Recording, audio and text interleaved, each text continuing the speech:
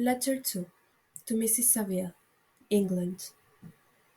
Archangel, 28th March.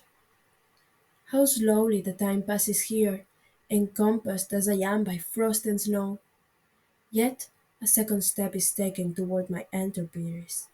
I have hired a vessel and am occupied in collecting my sailors. Those whom I have already engaged appear to be men on whom I can depend and are certainly possessed of dauntless courage. But I have one want which I have never yet been able to satisfy, and the absence of the object of which I now feel as a most severe evil. I have no friend, Margaret. When I am glowing with the enthusiasm of success, there will be none to participate my joy. If I am assailed by disappointment, no one will endeavour to sustain me in dejection. I shall commit my thoughts to paper, it is true, but that is a poor medium for the communication of feeling.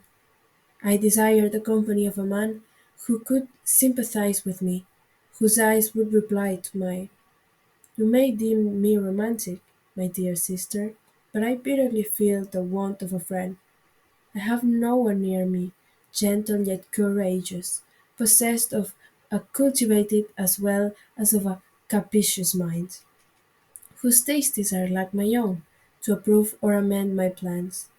How would such a friend repair the faults of your poor brother?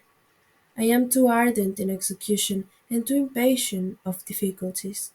But it is a still greater evil to me that I am self-educated. For the first 14 years of my life, I ran wild on a common and read nothing but our Uncle Thomas's books of voyages. At that age, I became acquainted with the celebrated poets of our own country, but it was only when it had ceased to be in my power to derive its most important benefits from such a conviction that I perceived the necessity of becoming acquainted with more languages than that of my native country. Now I am 28 and am in reality more illiterate than many schoolboys of 15. It is true that I have thought more than my daydreams are more extended and magnificent, but they want, as the painters call it, keeping, and I greatly need a friend who would have sense enough not to despise me as romantic, and affection enough for me to endeavour to regulate my mind. Well, these are useless complaints.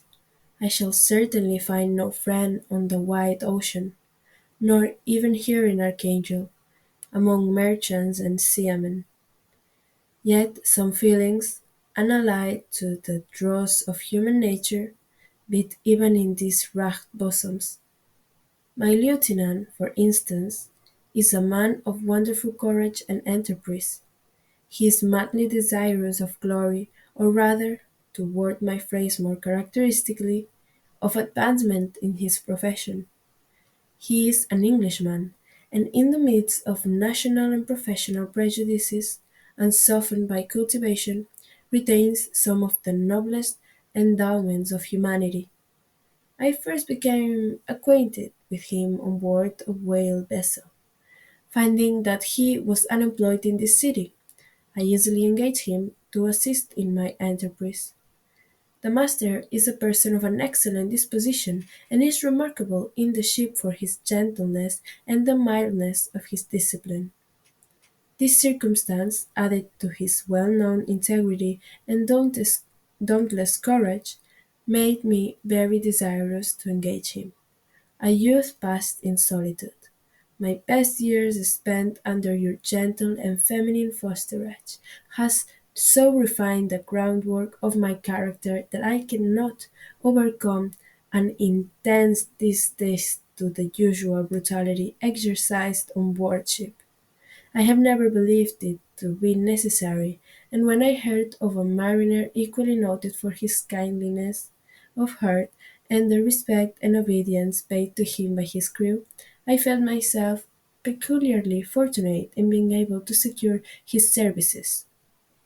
I heard of him first in rather a romantic manner, from a lady who owes to him the happiness of her life.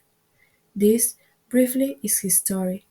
Some years ago he loved a young Russian lady of moderate fortune, and having amassed a considerable sum in prize money, the father of the girl consented to the match.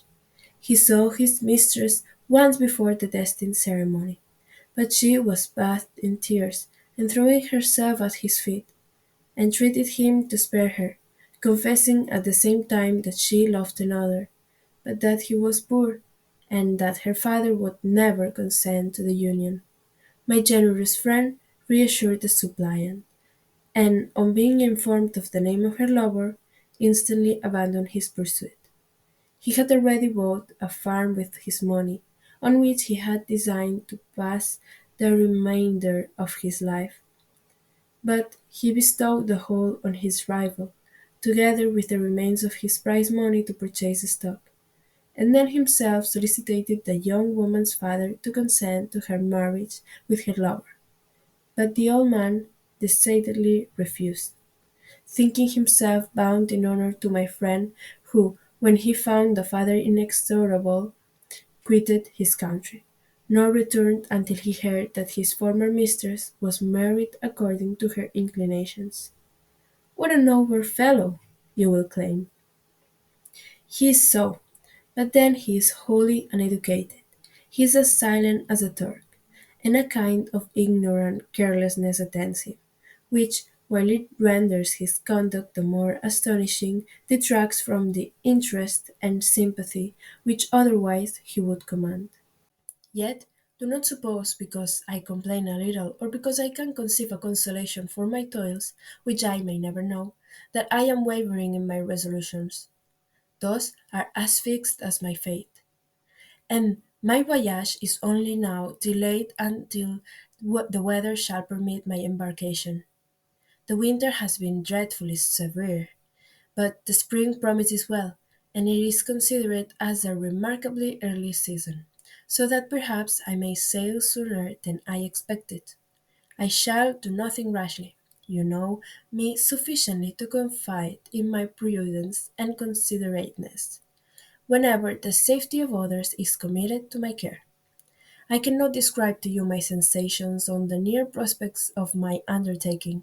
It is impossible to communicate to you a conception of the trembling sensation, half pleasurable and half fearful, with which I am preparing to depart. I am going to unexplored regions, to the land of mist and snow, but I shall kill no albatross. Therefore do not be alarmed for my safety, or if I should come back to you as worn and woeful as the ancient mariner, you will smile at my allusion. But I will disclose a secret. I have often attributed my attachment to my passionate enthusiasm for the dangerous mysteries of ocean to that production of the most imaginative of modern poets. There is something at work in my soul which I do not understand. I am practically industrious, painstaking, a workman, and execute with perseverance and labor. But besides this, there is a love for the marvelous, a belief in the marvelous, intertwined in all my projects, which hurries me out of the common pathways of men, even to the wild sea and unvisited regions I am about to explore. But to return to dearer considerations, shall I meet you again, after having traversed immense seas, and returned by the most southern cape of Africa or America? I dare not expect such success. Yet I cannot bear to look on the reverse of the picture. Continue for the present to write to me by every opportunity. I may receive your letters on some occasion when I need them most to support my spirits. I love you very tenderly. Remember me with affection, should you never hear from me again. Your affectionate brother, Robert Walton.